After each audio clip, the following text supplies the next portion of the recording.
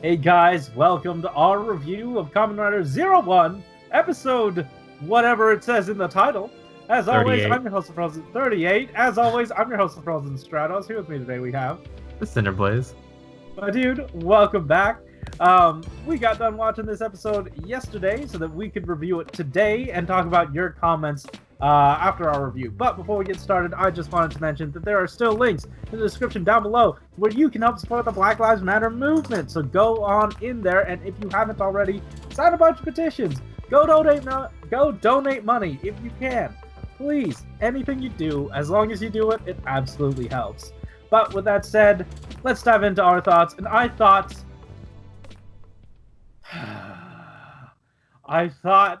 I wasn't going to enjoy this.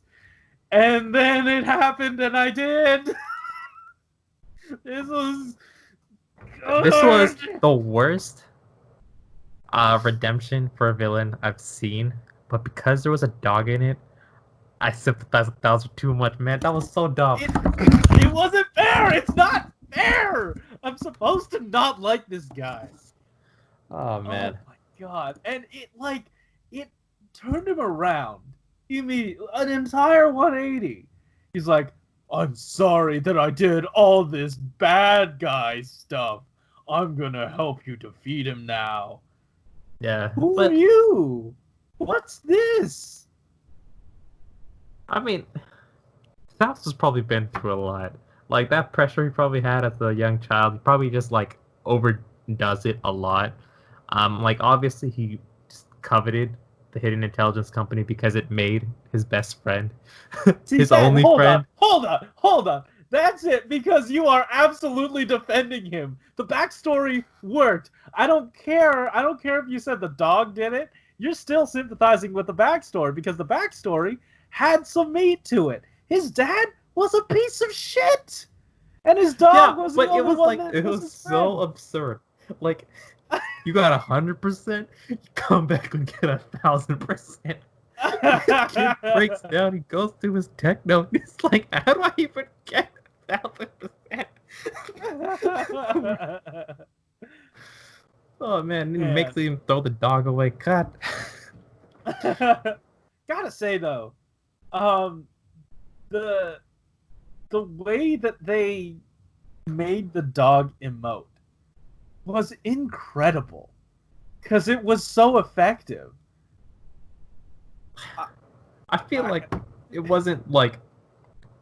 I feel like that dog could have been doing anything. It was like, as long as it was generic dog stuff, I would still feel the same. Oh. Yeah. This is not okay. And also, just in a spot where we're also trying to like build Yua up, build Yaiba back up from, oh no, I did a bad thing. Well, now I'm gonna go fix it. Then we just sort of pretend there was weight to the things that she was doing at at Ames? Like, definitely before. But suddenly the nameless, faceless drones were just like, hey, we care. You were the only one who, I guess, made us feel like Ames was worth working for. Like, who even are you people? I understand. I think it's nice that they're attempting to give her something really cool to have, but it didn't feel earned. They didn't build it up in any way, and I feel cheated because somehow Thouser got a better go of it than Yua's getting right now. That's not okay. Yeah. It was like the only thing that they had from early on in the series that they could kind of reference back to is like, hey, remember all these allies that you had, in episode 1 and 2, and then like, no. And those in particular, like, if it wasn't for the bald guy, I would not have recognized them. Because they were like the two thugs that Thouser first picked up. No. Check this out. I checked the wiki. There were 2 bald dudes. One of the bald dudes got swapped out. Yes. There were 2. They just swapped it out with a different one. They both have different names. I don't know them. Well, then that sucks. That's quite unfortunate. They're nameless, faceless drones. We got no time with it. It kind of reminded me of the Clone Wars when, in the hallway when Ahsoka came back. This is helpful to no one who has watched, or to anyone who hasn't watched Clone Wars.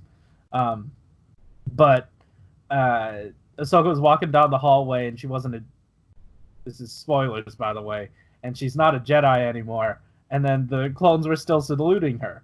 And then, oh my god, you found a great guy. But the clones were still saluting her, and she's like, I'm not a commander anymore. They shouldn't be saluting me. And then he's like, Rex said, hey, loyalty means everything to the clones. I felt like they were trying to go for one of those moments, for one of those really heart-wrenching moments. But there's no build-up to that payoff. No. And that it really shows how little they focused on her, on the organization, and the fact that they're trying is kind of like a slap in the face. Like, hey, these are some very weak plot threads that we're trying to tie into this to try to make her be better again. But no, it's not working. You did this character dirty so long that you have nothing now. Yeah, like Ames had like basically no agency for most of this show. Even at the very beginning, if it wasn't Fua or Yaiba, they just didn't do anything.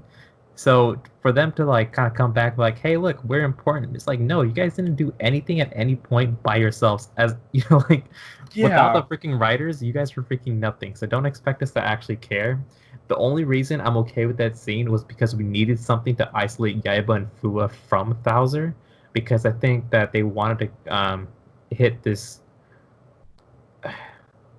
They have like this little like arc within the episode with Aruto and Guy that they kind of wanted to keep consistent throughout. So that's the only reason that I will allow that scene to kind of like even exist. Sure. Because I think that like I really like the the top brass of like hidden Guy and like Aruto, just like the way they were kind of talking at the very beginning, or Aruto's kind of like, I didn't really come back to get this company because I have my own to run. I think like it's shown that like he's matured a lot, and I just really like that whole scene, to be honest. Yeah, and while it wasn't technically his invention, because once again he got a Humagear to build it for him. He was like, "Wow, I have a great idea. Humagear, you go do the work." But that's not this conversation. The fact that his invention was able to not only help his friends, but his enemy, right? And help save him from the brink. Like, that's powerful. And he... What? It's like, guys saying all this depressing ass shit. And I'm just like, why are you so sad, bruh? And then sends a signal to fuck the satellite. It's like, make this fool a dog. Way to put it in like the driest terms possible. Oh my god. It was effective, and I'm glad because it was something that Aruto created that basically fixed the problem, and we're getting to see sort of like why he is the man to not necessarily run hidden intelligence, but like connect human with AI. And I thought that was really beautiful. But I also want to preface what I was saying earlier with Gaiba. It's not that I don't like the character, it's that I don't like how they're treating the character, because they're not doing it right, and she deserves better. I'm not mad at Yua. It's there's like a baseline level of like how to treat a character, and she's consistently hitting like the floor of like where you should be like going. Like so I'm not here to decry Valkyrie. She has an incredible suit. I really like her character, but show's not doing anything for her. Hey, but also the vice president. I really want to see him run the company. Yeah, he deserves it. Like straight absolutely. up. Yeah. It depends though. Like, if he likes Shesta enough, then he might not want to do it because she does not. She's not a assistant for presidents, only vice presidents. So we'll see how that goes. Sure, yeah. Um, yeah. Oh well. Yeah, yeah. I just thought it'd be really funny if he does become president and then he has to wield the 01 driver, but they've already transferred. No, stop. They've already transferred that. I They've want him already to have a suit shut though. up! You know he deserves one. Oh yeah, absolutely. He can he can team up with the old lady and get the horseshoe crab. Yeah. But yeah, I'm mad that this episode was so good, but it was a good episode. Yo, can I read the comments? Sure, if you want. I just one last thing, bottle rockets. I'm glad that Oh science my brought us God. to this moment. Bottle rockets on top of a building. That is what our scientists are doing. Yeah, let's mention that like real quick. They go to like the Space Development Center, and we have a bunch of morons launching bottle rockets and playing with toy cars on a roof of a parking lot. Like, are you kidding me? What are you idiots doing? Like, it was so bad that freaking Ikazuchi was just kind of like, oh, my brain. Yeah. Oh my God. And all that stuff with was like, it bring your kid to work day, and then when they were like, oh, we don't have kids, and then just started playing with the shit on their own? I don't know. Also, all that Arc Zero stuff, I can complain about like how his power level doesn't make sense, but it doesn't make sense. Suspense. Yeah, like it was in service of dramatic effect, and we'll get to like proper scaling later. I know we had an issue with it earlier, but I've elected to not care anymore. Yeah, I don't want to talk about it, so that's how much I Same. care about it. All Yep. right, here we go. First comment, Delp the Unknown. Maybe it's because I let out all my anger last week, or maybe it's positivity and fun from Heisei Week, but I was okay with this episode. Makes sense that Guy's only friend growing up was a robotic dog, considering he himself is just a sniffling dog. I hope the characters will continue to be wary about trusting Guy, as episode only began his path towards redemption and didn't establish any trust between him and anybody or anyone else. I'd hate for him to just assimilate the group the way Dan did in X8. Dan was a mental nut job. Like, whatever. He does what he does, and they just... It was more a situation of, wow, this man is dangerous anywhere else. We should probably just keep control of him. Yeah, and then just, like, lock him in a video game, you know? Yeah. In a cabinet, if you will. Also, I can't take scenes with Yua and Fua seriously, as there is too much romantic tension building between the two, and there's no way that scene with Ames is believable at all. Yeah, the part with Ames is bullshit. I forgot that they had like a moment right before that scene. Was adorable, and I love it. Yeah. Do you not? Are you not into it? The chemistry's too strong. I don't want to like be into it because Kamen Rider always betrays my expectations for it. That's fair. You know what? You're right. Because this one, I honestly ship really hard. But if I keep on like saying it, if I keep on putting it in my mind, then I'll feel real bad at the end of the episode when they kind of like part ways and just don't do shit. All right. All right, theory time. It feels like Zaya has some sort of consciousness on its own, so I'm starting to believe that Zaya is the one that rebuilt Jin. I don't know exactly when Zaya was built and launched, but it started acting on its own shortly after Arthur's grandfather died, so maybe he found a way to upload his consciousness into the satellite. I do think it is more likely that Arthur's Human Gear father is the consciousness inside Zaya, though, as he was the one that created the 01 gear in the first place and had access to the first satellite, which became the Ark. Sure. Yeah, I mean, you're really pushing for this narrative of one of them being back, and hey man, I'm rooting for it. I'm hoping your theory works. I hope it's the old dude. That'll be funny. All right, Our second comment comes from Yuki Miyazaki.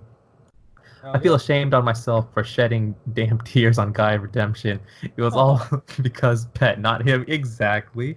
Anyway, Yeah. this episode is all over the place. I hate how they handled the pacing this one from MexicoGenRide.net section, Fu and Yeba, then the hidden part. It's so jarring that we kept Hold cutting on. from Was scene to there a scene. Mexico Jinrai section?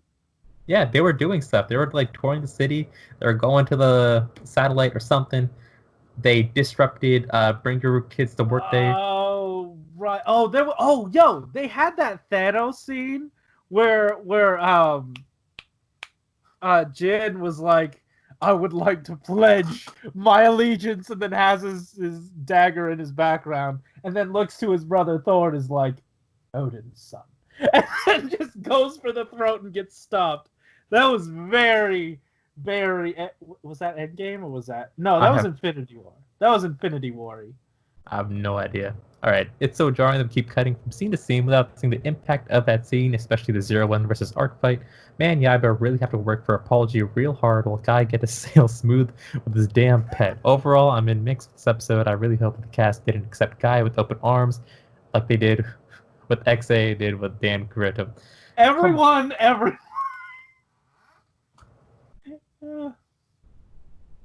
He's a child. Let him be with his mother. Alright. Andy L. Let him be with his mother-daughter. The whole episode is really disjointed. First, in the opening, they messed up Guy's injuries continuity. Second, they sent all data to the vice president, but it became only in a single USB. Is a little bit too convenient for non-kid audiences. Also, like you guys are saying, Yaiba at least go through the doubting process and come to terms to apologize. Guy just flashed back a little bit and got a new robot dog. Then he switched side. That's way too rushed and hard turn. Since we have leaks and know what stuff are coming, really hoping they don't drag out too much like others, Kamen Rider's last 10 episodes. All hopes on the Jin development will land somewhere. We'll be sad to see if they hand wave his development and he becomes just one of the many friendly free will human gear. Yeah. No, back to that first part of the shrugging off the damage. Did you know that if you rip off your bandages dramatically, your wounds go away with them? Yeah, it just rips the wound off. Yeah, exactly.